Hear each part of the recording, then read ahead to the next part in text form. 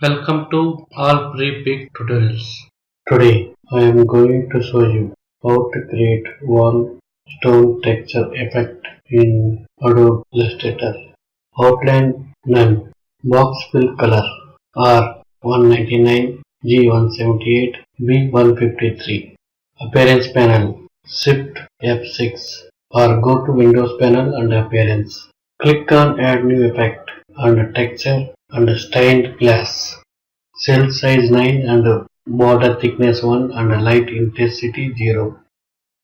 Again, click on Add New Effect and Artistic and Smudge Stick.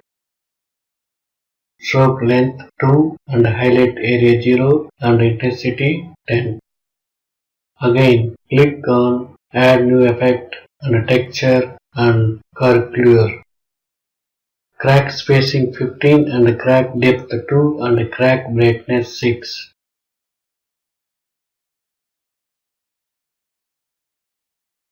Finally, your stone texture background is now ready. Please follow step by step and it's easy way to create texture effect in Adobe Illustrator. Thank you for watching. Please like, share, comment and subscribe for new tutorials.